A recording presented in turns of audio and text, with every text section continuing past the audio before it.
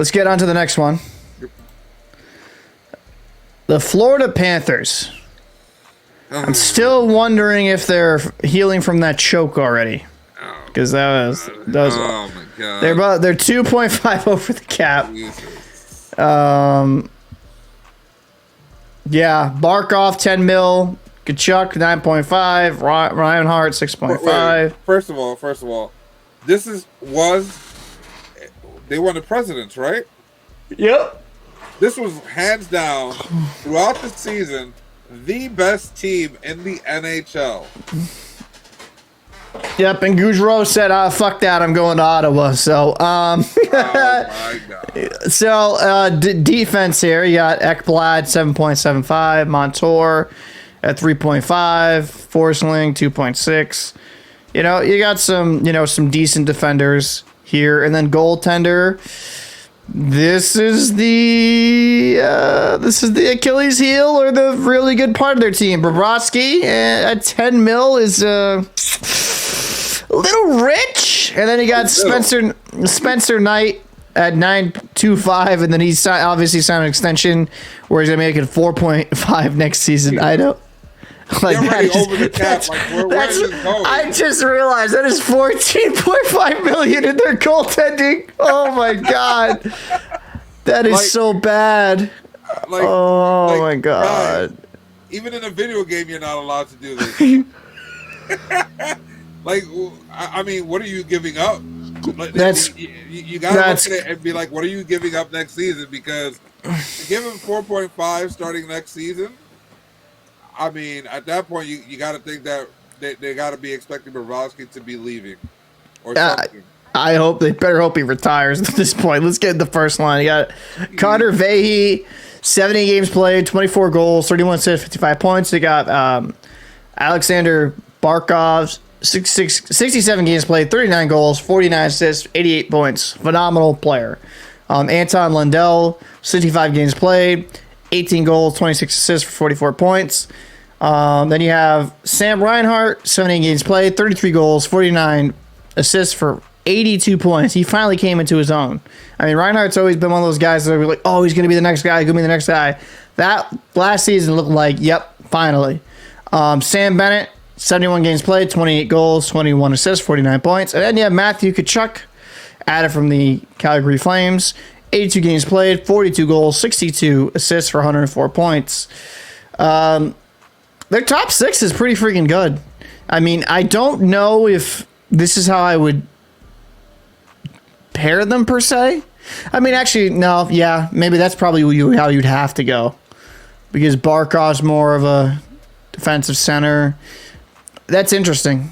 I don't know how I would construct this line. I'd have to really see how they play together. I mean, you could have like a friggin' stud line and just go with like Reinhart, Barkov, and Kachuk and just call it good and be a pure one-line team. Like, I'm serious. Like, you could do that. You could you could literally have your,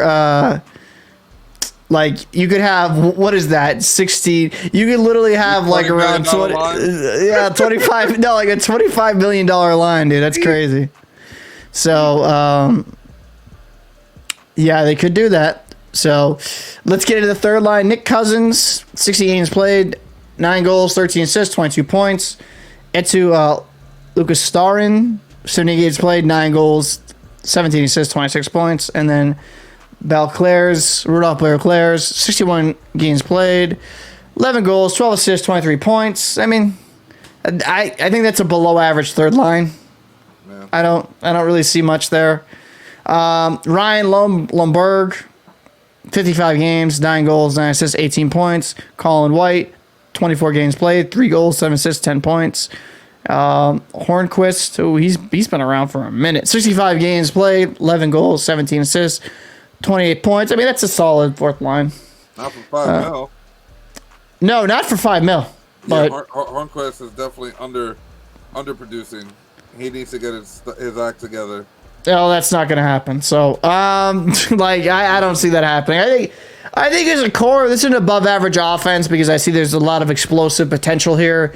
To me, it's just going to be the depth outside of their star players. Like, who's going to step up and really produce?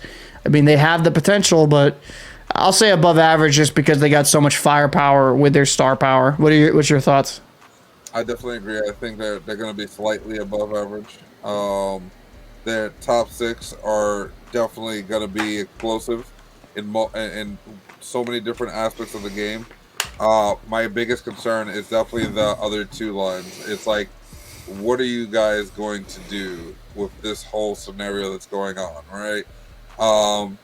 They're not producing where they're being effective, forcing you to cut their minutes down to like 12 minutes a game. Yeah.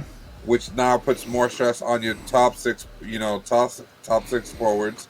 Which, I mean, yeah, I think they may have learned something. Hopefully, right, that you can't depend on just the top six, because once you get into the playoffs, most of those guys have 6 top D men.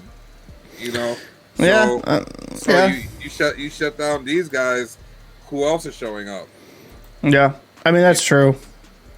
And I think that's where they fell flat last season. Is like this team was constructed greatly for a regular season, right?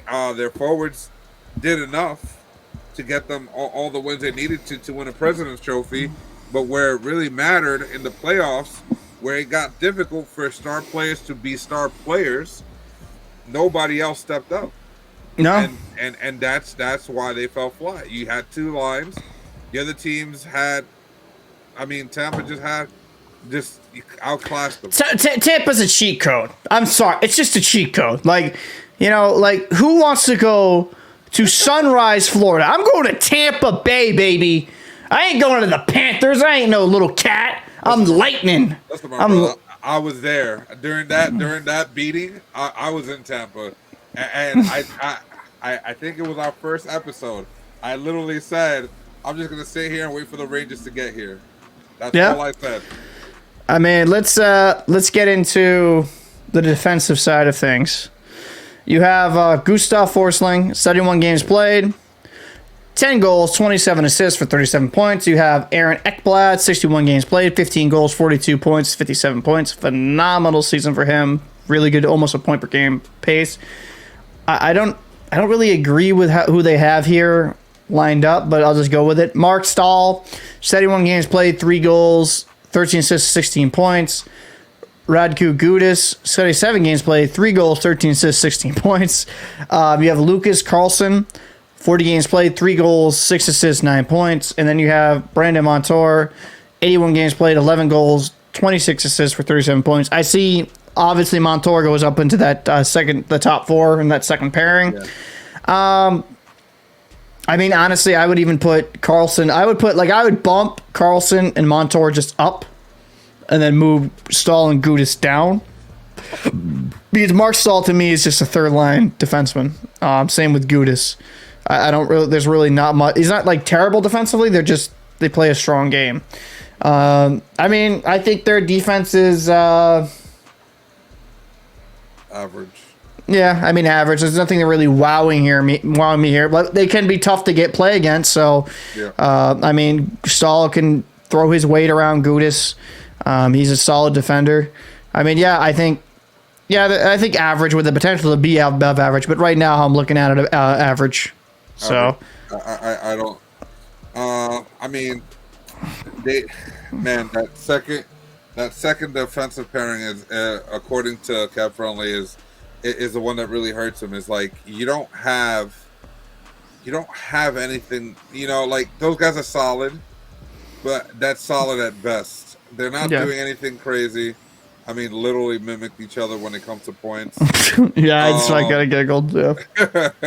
You know what I mean? So it's just one of those. It's like they are what they are. They're much older. You have a Del Zotto sitting on the side in case somebody drops to maybe come in.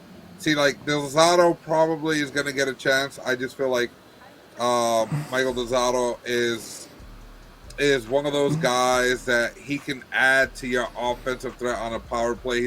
He's a pretty decent quarterback when it comes to the power play scenario where he lacks his size in the defensive side of things. That's where it really hurts him. But and it's not like he's small. He's 6 foot, but he's a small 6 foot. If that makes any sense. No, it does. His build. He's a smaller guy, Yeah, but like.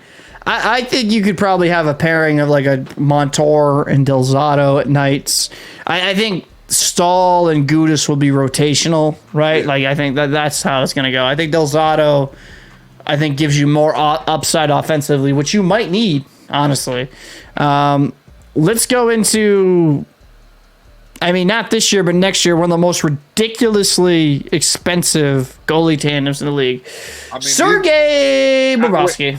I mean, honestly, if anybody plays a video game, NHL, these guys are supposed to have their golden pads, golden gloves, golden blocker, golden stick, golden helmet. These guys are supposed to be max level with the way they're going to get paid next year. I'm just saying. So, Bobrovsky had a bounce back year. 54 games played, 2.67 goals against, 913 save percentage, 39 wins and only 7 losses. And then you have Spencer Knight, the goalie of the future, what they think is going to be the future. 32 games played, 2.79 goals against, 908 save percentage, 19 wins, 9 losses. Bobrovsky didn't really, like, the record looks phenomenal, right? It does. But I mean, even in those wins, some of those wins, you'd be like, they'd win 7-5. Like, he did exactly what I've been saying for the longest. He just did his job. He kept it simple. He made the stops he could.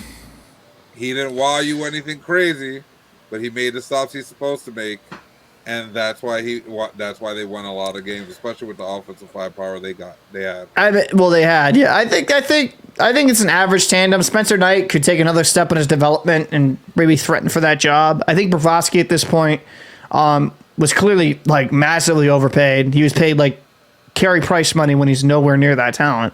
Yeah. It makes no sense. Yeah, I mean, absolutely no sense. So, I mean, that's an average NHL starter, 913, right? Nothing like wildly crazy, but just an average NHL starter. Not bad, but just not great. And, Spencer Knight's only 21. I feel like with Spencer Knight, they might have rushed him because he had oodles of potential. But sometimes when you push a guy too early, you can rattle him. But, I mean, hey, he won quite a bit of games last season. Maybe he keeps going along in his development. So I'm going to say average goalie tandem here. Yeah, I mean, I'm going to go with average as well.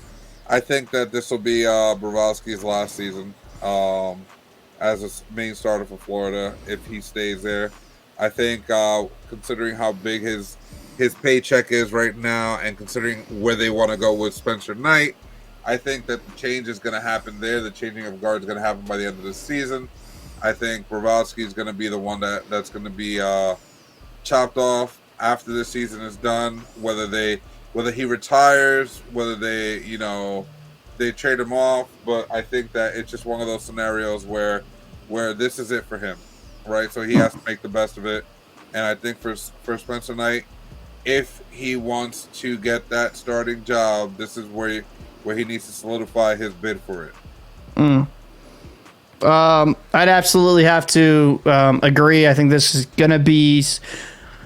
I would not be surprised if Knight at times took the starting job away from Bobrovsky. I just wouldn't be, because Bobrovsky can be very up and down. So let's get into the standings here.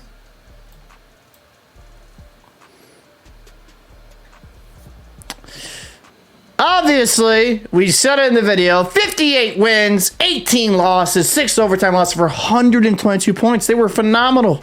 They were the best team.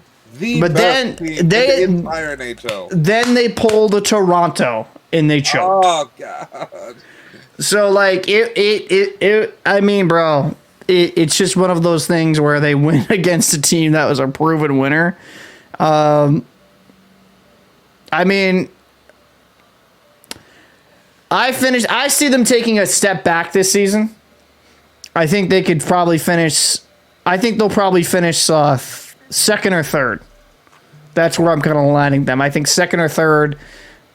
That for me, that's where I kind of see it. I think Gaudreau. I know he was a midseason acquisition, but I think due to cap hell and other situations, I I don't know. I'm just not super high on Florida like they were last season. I think they kind of got into a groove last season, played extremely well. But, yeah, I'm going to say second or third in the division. I'm going to have to go with third or fourth. Woof! Woof! All right. That's a third or fourth. Yeah. I mean, with the loss of some of that firepower, I don't know. I don't see it. I don't see the repeat of this scenario happening. You know, I mean, let's face some facts here, right? Toronto is probably gonna end up getting the best of them on this one. And as much as I don't think that Toronto's worth it, they'll probably come up being the first one in the division just to choke again. I mean, it's just unfortunate. Toronto fans are gonna hate us. They are gonna hate us. I'm sorry, but you have a great team that gets to the playoffs every year as one of the top teams to get the cup and just can't pass the first round. I don't believe in Toronto because I think their goaltending is going to be awful. Yeah. I mean, that's... and then there's some of the other teams that have made massive improvements that we still haven't even gone over. Massive improvements, including one of the winner of the offseason with all the trades and the free agents that they signed. And I mean, obviously we'll keep it at that. I'm not going to say who it is because you'll know who it is. We're going to say it when it comes time. But I think that team is going to take a huge leap in the standings. Absolutely. Huge. Absolutely. So, I mean, I say second or third, you say third or fourth. So, I mean, we're kind of around the same area. Yeah. I mean, yeah. So let's get into the next one.